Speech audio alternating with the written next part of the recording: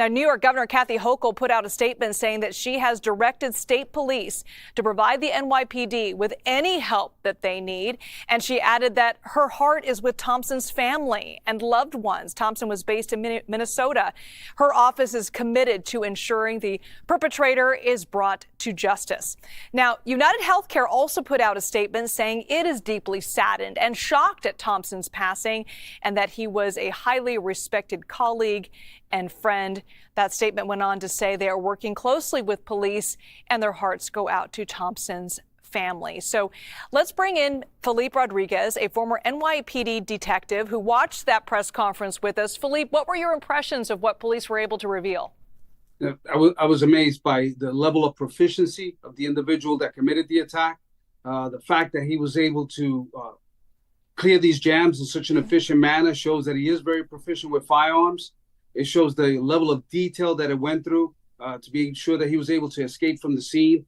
We've seen that we're already starting to get a lot of forensic information, right? A lot of forensic evidence, how he was able to walk onto the scene. Then afterwards, after committing the actual shooting, go out and jump on the city bike. So there's a lot of information. And the recovery of a cell phone will be interesting. What kind of digital forensic evidence we'll be able to get from that? Yeah, they did. There's a few key pieces of evidence, as you mentioned. There's a couple of surveillance photos of this suspect, as they say he was wearing a gray backpack, which is very distinguished looking, and dark clothing, is also wearing a ski mask. Two key pictures there. And also, one of the journalists there at the press conference brought up that, he went on a city bike, and there is records if you indeed rent one of those city bikes that potentially could be used as evidence. What other pieces do you think stood out to you, and what else do you think that they're looking at maybe behind the scenes that they're not necessarily revealing to the press quite yet? Well, the most important thing is, right, recovering the cell phone from Mr. Thompson, if he did have one at the time, and let's see what's in there. Did he, was he getting threats? We're going to have to go back to the company and also see that, who's in charge, their director of security, to see what they could provide. I just can't believe a gentleman at this level, of such a huge company like this, not having, EP executive protection with him, or at least a driver that was armed. So I found that a little bit, interesting. But we have to go back and see anything, forensically, the threats, emails, anything like that. And it's going to be a bit of work, but they'll get it done. The suspect was last seen in Central Park. Now, earlier we spoke to you before the press conference about just the complexities that come with looking in a place like Central Park. Obviously, a lot of wooded areas, a lot of little roads, and also a lot of roads to get in and out of for cars. So can you talk about sort of the complexities that come with Central Park and if that helps or makes it harder for police? Well, you got to remember, Central Park is huge. A lot of people, especially those, from other areas I haven't visited, it's almost like the heart and the lungs of the city. It goes from 59th Street, right, all the way to 110th Street, Central Park West, to 5th Avenue. It really is a big part of the city. And the way that this individual carried out the attack, I think, guess what? He might have had a couple of things stashed, a change of clothes in the woods. It's almost like something out of a movie, which I'm amazed. The complexity and the way that this individual planned out this attack. So we're going to have to definitely get K9 and try to recover any physical evidence in Central Park. And we have to do it quickly before, things could walk away. Yeah, and it's interesting getting in and out of Manhattan. I mean, you got a bunch of bridges there, but that's kind of the only way you can get on the island, right? Or you can obviously take a ferry. So when it comes to searching for a suspect in the entire island of Manhattan, is it possible that police may have to close the bridges, or how are they surveilling those areas? At this point, you know what's going to end up the CCTV footage. But I'm telling you, the way he planned this out, I can see him having a change of clothes, everything hidden somewhere in Central Park, because he's aware of the cameras. That's why, you know what, he did have that mask on. That's why he's trying to, hide his identity, trying to make sure that we don't have any facial recognition in place. So once again, this is one of the most detailed assassinations I've ever seen. All right, Felipe Rodriguez, thank you so much for that insight. All right, let's go back to CBS News reporter Anna Schecter, who is in Manhattan for us. Anna, what stood out to you the most when you listened to that update from police about the shooting?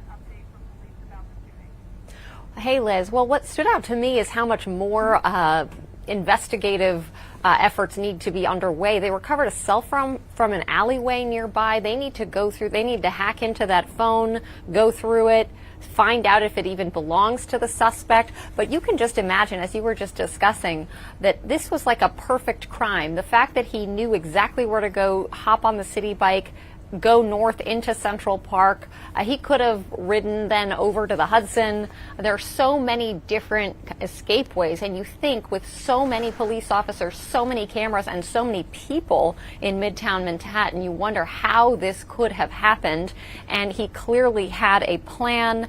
The other thing that was interesting is one of the officials described how he appeared to have familiarity with that kind of weapon, that there was a moment he had to sort of fix something on the gun, and that he shot the victim in the back. That's new information. We learned that he was sort of standing, waiting for him for about 5 minutes behind a car, and he stepped out from behind the car, shot him in the back, multiple rounds. They recovered 3 rounds from the scene, and then he immediately fled. So yes, extremely well planned, brazen to carry this out in Midtown Manhattan, where already there is a pretty large police presence for the tourist season. There's a lot of preparation for the tree lighting that is scheduled for tonight, and also just ramped up security in general for the millions of tourists from around the world who flock to New York at exactly this time of year. So really shocking details. It was also interesting to see a new NYPD Commissioner Tisch in this role. This is the first major high-profile event that she is having to manage, and they don't have a lot of details. They haven't caught him yet, and it is hours later. So that potentially, that's a problem. And certainly New Yorkers are going to feel a little bit on edge as they continue this manhunt. Yeah, no question. And you mentioned that, you know, this police are saying this was premeditated. This was a targeted attack. They said that in their press conference numerous times, Anna. The suspect was last seen in Central Park. Do you have any updates on the search efforts and kind of where police are focusing their attention right now?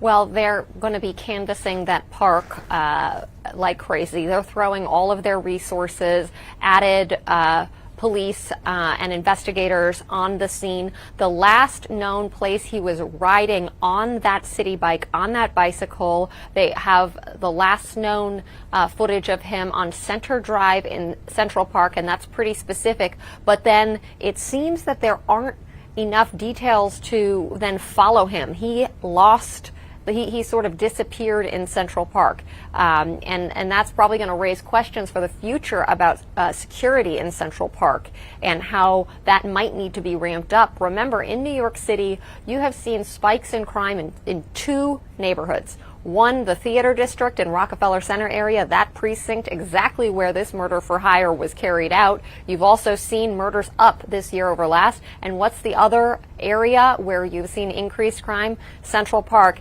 And this suspect was able to exploit whatever vulnerabilities Central Park afforded him for anonymity, and it appears he is lost.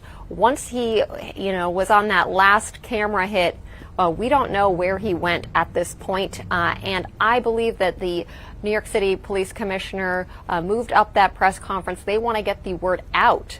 They want witnesses, anyone with any information. They've offered a $10,000 reward, so they want people calling in with tips. This is part of their strategy since they don't have eyes on him after that last surveillance video hit on Center Drive in Central Park. Liz. All right, Anna, thank you so much.